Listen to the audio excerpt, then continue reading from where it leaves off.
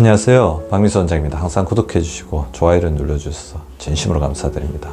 오늘은 우리 구독자분들이 굉장히 관심 있는 주제죠.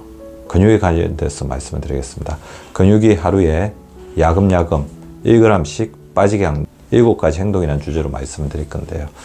사실 제가 잘 계산해 봤습니다. 우리 환자분들 이제 체성분석 인바디를 이제 검사를 하고, 우리가 나이가 40이 넘으면 10년에 1%씩 근육이 빠지거든요.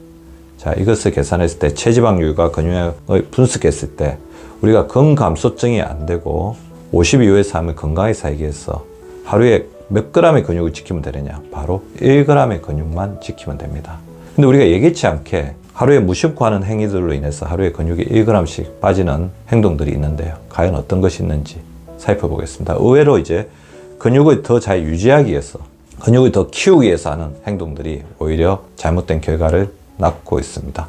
첫 번째, 오랜 공복 후에 1시간 이상의 중등도에서 고강도의 운동을 하는 것입니다. 그러니까 배가 고픈 상태에서 내가 근육을 만들겠다, 지방을 태우겠다, 그렇게 운동을 하는 거죠.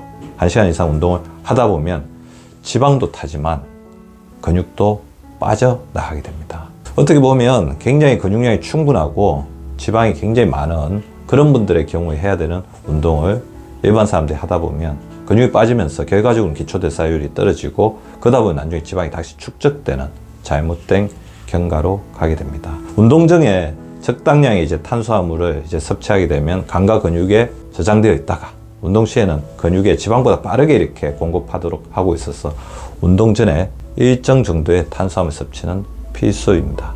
그래서 운동 전에는 수분 보충을 해주시고 탄수화물 섭취와 단백질 보충을 함께 할 수 있는 비스켓 중에서 통밀 비스켓, 달걀, 우유 같은 간식 섭취를 하고 하면 도움이 되겠죠.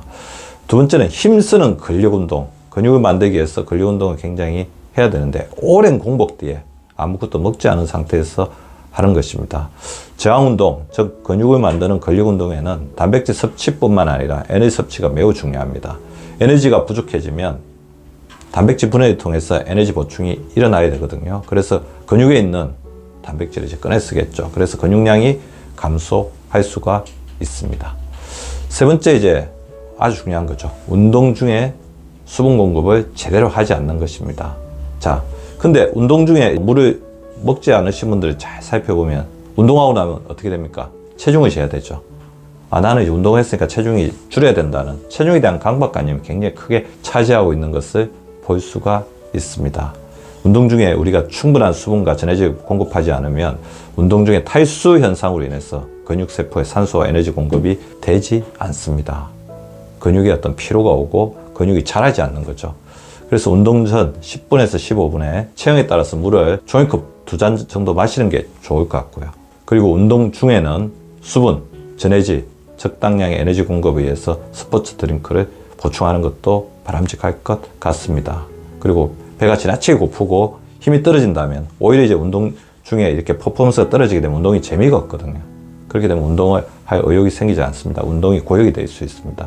그럴 때는 스포츠 음료와 함께 에너지 부족을 예방할 수 있는 당분이 충분한 쉐이크 등을 함께 마시는 것도 필요합니다.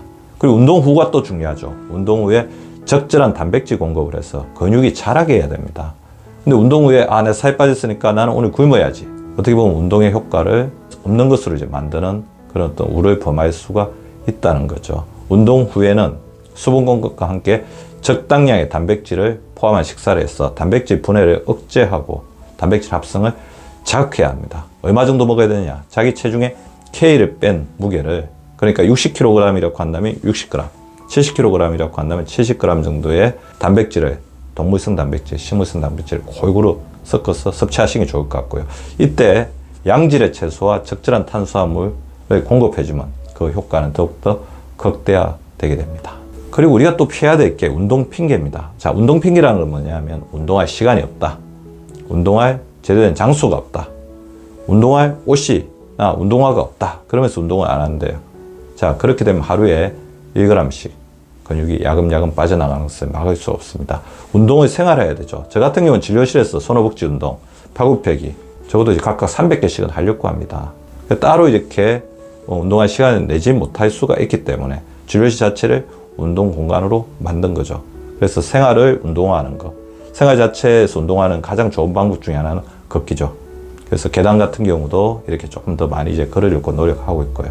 자, 일주일에 3회 정도는 숨찬 운동, 땀나는 운동을 해주시는 게 좋을 것 같습니다. 그래서 자기가 있는 곳이 바로 운동장이다. 그렇게 생각해 주는 게 좋을 것 같습니다. 그리고 또 이제 피해야 되는 게 혈당을 빨리 올리는, 혈당 지수가 높은 정제 탄수화물 너무 많이 먹게 되면 위험하죠.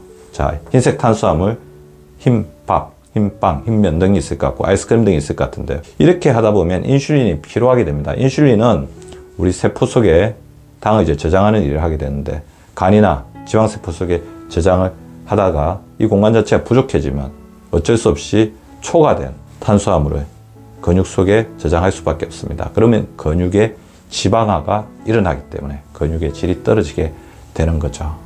마지막으로 밤에 불 켜놓고 자거나 스마트폰을 머리맡에 두고 자는 거죠.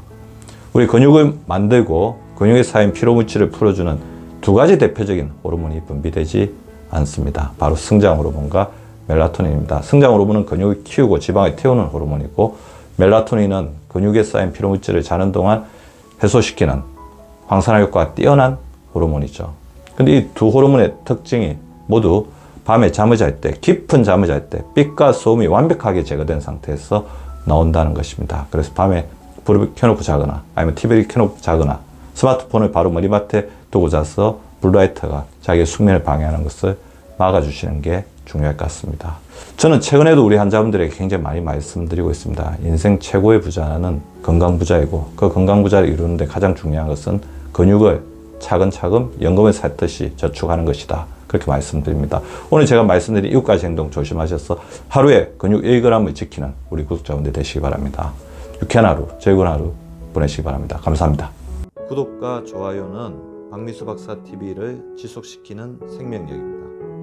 많이 구독해 주시고 좋아요를 눌러 주시기 바랍니다. 항상 감사드립니다.